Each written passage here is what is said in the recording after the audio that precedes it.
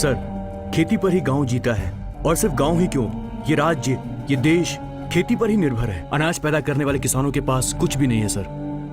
किसानों पर कर्जा है, वो चुका नहीं पाते हैं तो आत्महत्या कर लेते हैं। सोचिए सर, हर नौकरी में लोगों को सैलरी मिलती है, किसी बिजनेस में प्रॉफिट होता है, खेती में कुछ नहीं है सर। इन सब की वजह क्या है?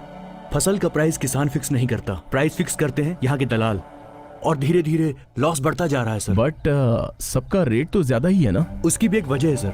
जो भी फसल अधिक होती है और प्रॉफिट ज्यादा होता है तो सब वही फसल उगाते हैं, और इस वजह से स्टॉक बहुत बढ़ जाता है और ऑटोमेटिकली रेट कम होने लग जाते हैं। लेकिन सागर, बेचने को तो छोड़ो, खाने के लिए तो फसल उगाना चाहिए था। उगाना चाहिए सर, लेकिन सरकारी बीज नकली होते हैं, राशन की दुकानों पर धांधली होती रहती है, और समय पर बारिश ही नहीं होती, और कर्जा बढ़ जाता है, और हाथ में आता है शून्य। फैक्ट्री में काम का लालच देकर किसानों की जमीनों को मुआवजे का लालच देकर फैक्ट्री वाले हड़प लेते हैं, और बाद में ना उन्हें मुआवजा मिलता है और ना फैक्ट्री में काम।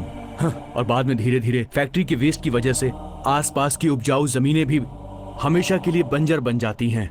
अब किसानों का सिस्टम पर से भरोसा उठ गया है सर। अल्टीमेटली उनके पास बचता है बस एक रास्ता, आत्महत्या का। मुझे एक बात समझ में नहीं आती, बीज तो किसानों के द्वारा ही होता है, फिर उसे दुकान से क्यों खरीदते हैं? किसान अनपढ़ हैं सर, ये सारी जानकारियां उन तक पहुंच ही नहीं पाती।